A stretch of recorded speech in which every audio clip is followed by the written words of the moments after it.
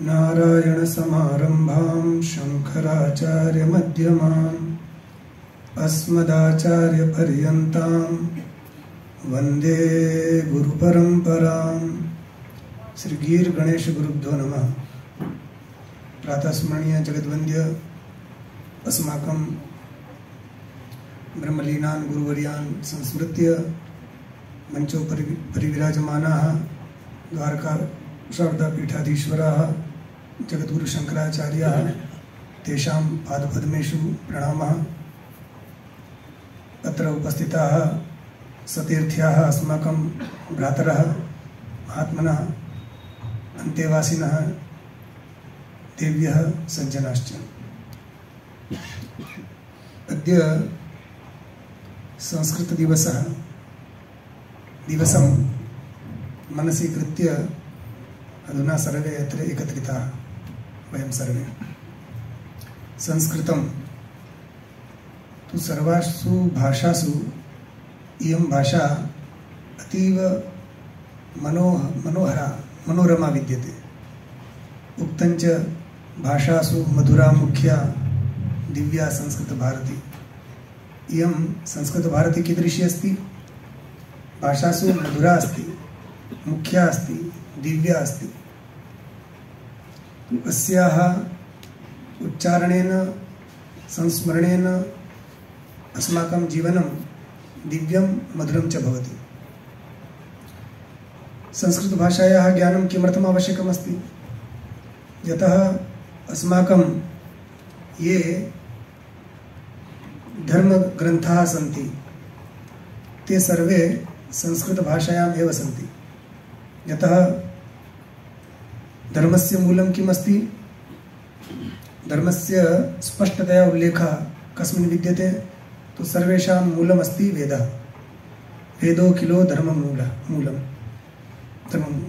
धर्मस्य मूलं तत्र वेदेव पर्यवसानं भवति सर्वेषां। तो वैदिकमन्त्राः सन्ति। अधुना सर्वैः दृष्टं श्रुतं च।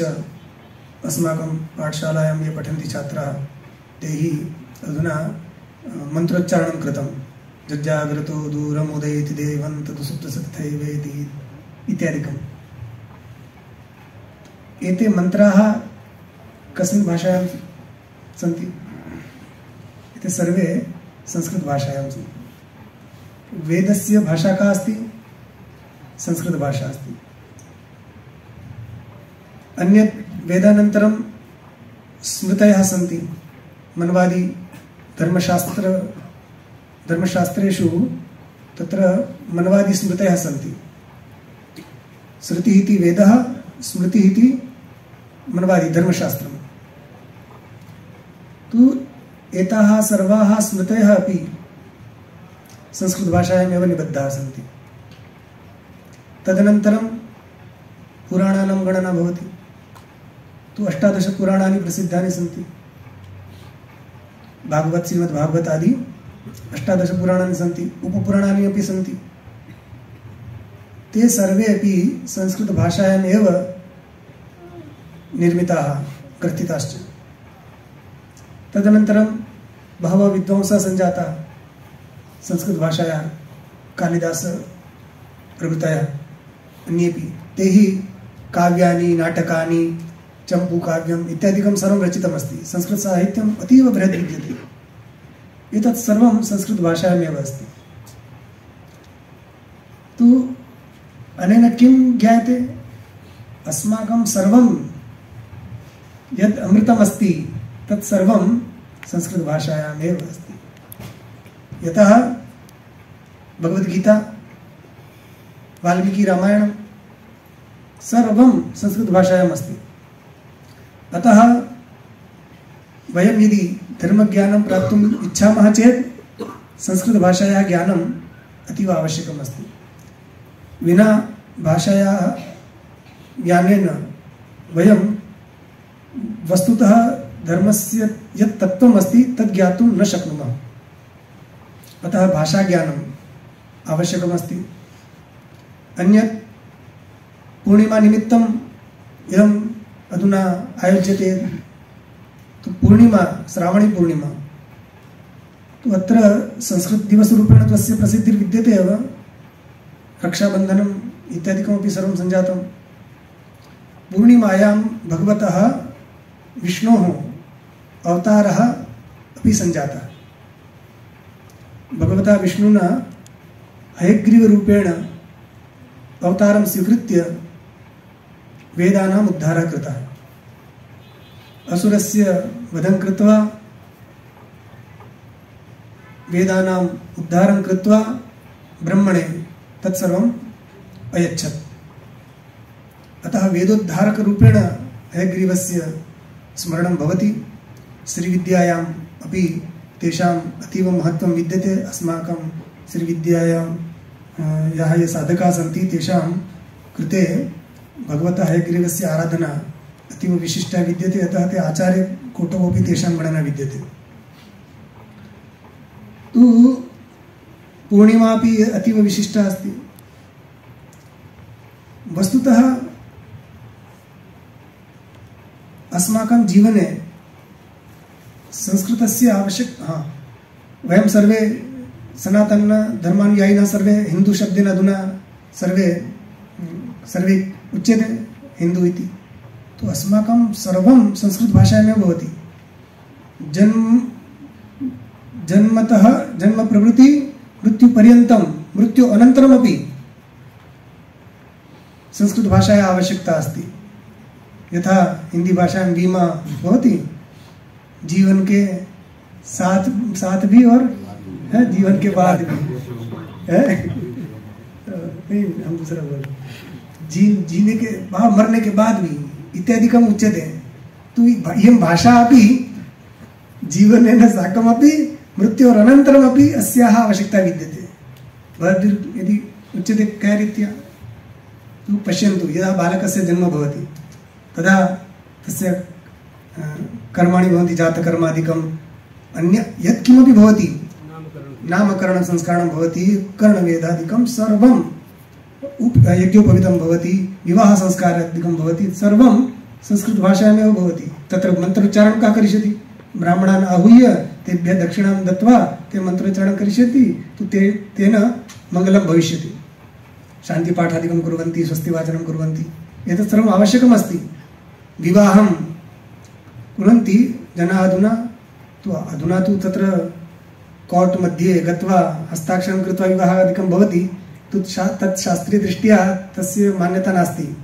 भवतु, अधुना भवति, किन्तु यावत् ब्राह्मणमुखात् मन्त्रोच्चारणं न भवति, यावत् अग्नेः परिक्रमादिकं यद् वैदिकं विधानं यदस्ति शास्त्रीयविधानं तत्सर्वं यावत् न भवति तावत् पर्यन्तं विवाहं सुसम्पन्नं न भवति। कन्यादानं भवति, तु कन्यायाः दानमपि करणीयं भवति।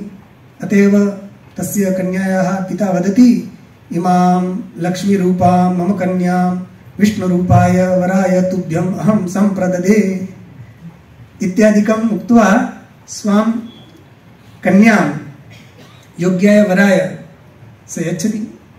अतः मृत्युकालेपि ब्राह्मणान् आहूय तत्र सर्वं भवति। मृत्यु अनन्तरमपि श्राद्धादिकं करणीयं भवति, तत्रापि मन्त्रोच्चारणपूर्वकं सर्वं पिण्डदानादिकं सर्वं भवति। अनेन किं ज्ञायते? अस्माकं सम्पूर्णं जीवनं सुसंस्कृतं विद्यते सर्वेषां। भवतु स्वीकरोतु न वा करोतु, किन्तु संस्कृतस्य आवश्यकता सर्वेषां कृते विद्यते। यः संस्कृतं न स्वीकरोति तस्य कृते जीवनम् अतीव दुष्करं भवति, पशुवत् जीवनं भवति। तो इयं भाषा कीदृशी अस्ति? पशुतायाः यावत् अस्माकं जीवने पशुवृत्ति विद्यते तां निरुद्य देवीयवृत्तिं तस्य आरोपणं करोति। अत एव संस्कृत इति शोभनयुक्तकृतिः संस्कृति इत्यादिकमपि वर्णितमस्ति कुत्रचित्। तो अस्माकं जीवने संस्कृतस्य आवश्यकता अस्ति। तो भाषायाः ज्ञानम् आवश्यकमस्ति। भाषायाः ज्ञानं यदि भविष्यति तदा अस्माकं ये धर्मग्रन्थाः सन्ति तेषां पठनं पाठनादिकं भविष्यति। तदा मूले किं लिखितमस्ति तद् ज्ञानं भविष्यति। अन्यथा तु ये व्याख्यातारः सन्ति, धार्मिकाः अपि व्याख्यातारः भवन्ति, ते हि यद्यद् लिखितं तत्सर्वं पठित्वा अस्माकं मनसि भ्रमोत्पादनं भविष्यति, ब्रह्मस्य उत्पत्तिर्भविष्यति। अतः भाषायाः ज्ञानम् आवश्यकमस्ति। एकम् एतत्। अन्यत् किं, केवलं भाषायाः ज्ञानेनापि अलं न भवितव्यम्। अस्माकं जीवने अपि सौशील्यम् अपेक्षते। यावत् जीवने सदाचारस्य पालनं वयं न कुर्मः तावत् भाषा उच्चारणमात्रेणापि न कोऽपि सुसंस्कृतो भविष्यति। रावणोऽपि महान् संस्कृतज्ञः आसीत्, किन्तु तस्य आचरणम् अतीव निकृष्टम् आसीत्। अतएव वाल्मीकिरामायणे आगच्छति, यदा श्री हनुमान् तत्र वाटिकां गतवान् तदा भगवती सीता तत्र वृक्षादधः उपविष्टा आसीत्। तदा भगवता हनुमता विचारितं किं करवाणि, मया सीतया साकं वार्तालापः करणीयः, शान्तनादिकं सर्वं प्रदातव्यं, किन्तु किं करवाणि। तेन विचारितम् अहं सम्भाषणं करिष्यामि। कस्यां भाषायां सम्भाषणं करिष्यामि, तो संस्कृतभाषायां करिष्यामि। यतः श्री हनुमान् सर्वशास्त्रज्ञः विद्यते, तो ते विचारितं किं संस्कृतभाषायां न वक्तव्यं। यदि अहं संस्कृतभाषायां वक्ष्यामि चेत् इयं सीता मां रावणं मत्वा भीता भविष्यति। यदि वाचं प्रदास्यामि द्विजातिरिव संस्कृतां रावणं मन्यमाना सा सीता भीता भविष्यति इति वाल्मीकिरामायणे लिखितम् अस्ति। अतः श्री हनुमता संस्कृतभाषायां सम्भाषणं न कृतं, तैः अवधभाषायां लौकिकभाषायां वार्तालापः कृतः। प्रथमं रामचरितं श्रावितम्। इयं कुतः आगता, इयं वर्तमाने यूपी अयोध्या ततः आगतवती अस्ति। इयं तु तत्रत्याः जनाः कां भाषाम् अवलम्ब्य स्वव्यवहारं कुर्वन्ति तस्यानुसारमेव अहमपि वक्ष्यामि। तेन इयं ज्ञास्यति अस्मदीयोऽयं। यथा गुर्जरप्रान्ते ये निवसन्ति ते यदि इंग्लैंड मध्ये अमेरिका मध्ये बहु जनाः तत्र निवासं कुर्वन्ति, तत्र यदि कोऽपि आगत्य वदति केम छो भाई, इंग्लैंड में रहवा वाळो कोई ત્યાં તમે પહોંચી જાઓ, ગુજરાતી મળી જાય, કેવું મજા આવે, આ તો અમારો છે। તો એમ भगवता हनुमता अपि एवं विचारितं एवं हम वक्ष्यामि। तो इयं मम नगरात् आगतोऽयं तु वार्तालापं करिष्यति। अनेन किं अत्र किम् अस्माकं किं ज्ञानं लभते। रावणोऽपि संस्कृतज्ञः आसीत्। तो रावणं मन्यमाना मां सीता भीता भविष्यति, मां रावणं मन्यमाना सा सीता भीता भविष्यति। यदा रावणोऽपि संस्कृतज्ञः आसीत्। वस्तुतस्तु इयं भाषा द्विजातीनां कृते एव विद्यते, न तु सर्वेषाम्। अतः द्विजातयः के भवन्ति, येषां द्विजन्म भवति ते द्विजातयः। एकवारं मातुः गर्भात् जन्म भवति, द्वितीयं यज्ञोपवीतसंस्कारादिकं यदा भवति तदा जन्म भवति। अतः ये यज्ञोपवीतधारणं कुर्वन्ति परम्परानुसारं ते द्विजातयः इति तेषां संज्ञा भवति। तत्र ब्राह्मणाः सन्ति, क्षत्रियाः सन्ति, वैश्याश्च सन्ति। तो अयम् अन्य विषयः। अधुना शीलम् आवश्यकमस्ति, एतदर्थम् अहम् एतद् उक्तवान्। शीलं किमर्थम् आवश्यकमस्ति, यदि अस्माकं जीवने शीलं सदाचारं न भविष्यति चेत् अस्माकं महती हानि भविष्यति। एकां लघुं कथां दृष्टान्तरूपेण श्रावयामि। एकः छात्रः आसीत्, सः काशीं पठनार्थं गतवान्। काशीं सर्वं पठित्वा पुनः स्वगृहं स्वनगरं स्वग्रामम् आगतवान्। अतीव विद्वान् सञ्जातः। तस्य पिता अपि पण्डितः आसीत्, किन्तु अयं तु पितुः अपि अधिकः विद्वान् सञ्जातः। सर्वं पठित्वा आगतवान्। व्याकरणे अपि निष्णातः आसीत्, मीमांसायामपि न्याये अपि निष्णातः सञ्जातः। सर्वे आगत्य तस्य प्रशंसां कुर्वन्ति स्म। ओ भवतां पुत्रः अतीव विद्वान् अस्ति। तो सर्वे तस्य प्रशंसां कुर्वन्ति स्म, किन्तु तस्य पिता तस्य प्रशंसां न करोति स्म। स एवं वदति अधुना अभी पढ़ा लिखा, अभी ठीक है, पढ़ रहा है, थोड़ा अभ्यास करेगा तो पंडित बन जाएगा। अधुना अयं पंडितो नास्ति, किंचित कालम अभ्यासं करिष्यति चेत् पंडितो भविष्यति। तो सर्वे तस्य प्रशंसा कुर्वन्ति, तस्य पिता प्रशंसां न करोति। तस्य पार्श्वे यदा इयं वार्ता आगता, तेन यदा श्रुतं मम पिता मम प्रशंसां न करोति, मम निन्दां करोति, तस्य मनसि क्रोधः सञ्जातः। किमर्थमेवं करोषि? साक्षात् किमपि वक्तुं न शक्यते। तु तस्य मनसि एतादृशद्वेषः तस्य मनसि आगतः। तेन विचारितं येन केनापि मार्गेण पितुः निष्कासनं करिष्यामि। कण्टकस्य निवृत्तिं सर्वे वाञ्छन्ति। मार्गे यदि कण्टकम् आगच्छति, कण्टकानि तेषां मूलतः उच्छेदनम् इच्छन्ति सर्वे। अयमेव मम कण्टकरूपेण अस्ति। एतादृशी भावना सञ्जाता। तेन किं कृतम्? अर्धरात्रौ स्वगृहोपरि सः तत्र गतवान्। तत्र खपरा इति कपड़े के मकान रहते हैं ना, तो ऐसे कपड़े का मकान था उनका, तो ऊपर चढ़ गया। नड़िया क्या ना अपने गुजराती में, नड़िया ऊपर त्या ऊपर धावा ऊपर चढ़ी गई नड़िया ऊपर અને ચડીને બધા નળિયા એણે ઉખાડી નાખ્યા। સુવિચાર કરે એણે, તેને વિચારિતમ એકમ બૃહત પાષાણમ સ્વીકૃત્ય ગતવાન। હું મોટો પથ્થર લઈને ગયો। એણે શું વિચાર્યું કે હું ઉપર જઈશ અને પિતા ત્યાં સૂતા હતા નીચે, તેમના ખાટલા પર, તેને એમના માથા ઉપર મારીશ ને રામ નામ સત્ય થઈ જશે। તો પિતુઃ વધાર્થમ તેને એતાદૃશં કૃતમ। उपरि गत्वा यावत् तेन प्रक्षेपार्थं स सज्जीभूतः, किन्तु तेन श्रुतं तस्य या माता आसीत् सा स्वं पतिं प्रति किमपि उक्तवती आसीत्। तेन श्रुतं तस्य माता किं वदति स्म?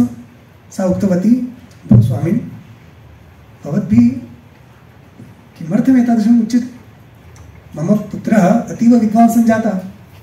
भवन्तो भी जानन्ति कि भवतां पुत्रः अतीव ज्येष्ठः श्रेष्ठः विद्वान् सञ्जातः, तथापि भवद्भिः किमर्थम् अस्य प्रशंसा न क्रियते? सर्वदा अस्य एवम् उच्यते, अधुना अभ्यासं करोति, अभ्यासं करिष्यति चेत् पण्डितो भविष्यति। तु तस्य मनसि अतीव खेदः उत्पद्यते, अतीव खिन्नः स मम पुत्रः। तु मम मनसि अतीव पीडा अस्ति, भवद्भिः किमर्थं तस्य समर्थनं न क्रियते, तस्य प्रोत्साहनं किमर्थं न क्रियते? तो तस्य पिता उक्तवान्, किम् उक्तवान्? तस्य पिता उक्तवान्, मम पुत्रः मत्तोपि अधिकः पण्डितः सञ्जातः, एतत् अहं जानामि, तथापि अहं प्रशंसां न करोमि तस्य। किमर्थं? यदि अहं प्रशंसां करिष्यामि चेत् तर्हि तस्य मनसि कदाचित् अभिमानस्य उत्पत्तिर्भविष्यति, तदा सः अभ्यासं त्यक्ष्यति। त्यक्ते अभ्यासे विद्या विषतुल्या भविष्यति, अनभ्यासे विषम विद्या उक्ति विद्यते। तू मेरा ये पुत्र यदि अभ्यास करना छोड़ देगा तो इसकी विद्या दृढ़ीभूत नहीं होगी। तो मैं चाहता हूं कि मेरा पुत्र अभ्यास करना ना छोड़े, और वो मैं जानता हूं कि मुझसे भी ज्यादा बड़ा पंडित हो गया है, मगर मैं जानबूझ के उसको समर्थन नहीं कर रहा हूं। मैंने यदि समर्थन किया तो वो अभ्यास छोड़ देगा, तो मैं तो उसका हितैषी हूं, इसलिए मैं नहीं करता हूं। एतद् यदा तेन उक्तं तत् श्रुत्वा पुत्रः उपरि आसीत् पाषाणं स्वीकृत्य, अधुना प्रक्षेपं कृत्वा तस्य मस्तकस्य त्रोटनं करिष्यामि इति। एतद् यदा तेन श्रुतं तदा तस्य मनसि ग्लानिर्सञ्जाता। अधः आगतवान्, आगत्य दण्डवत् प्रणामं कृतवान्।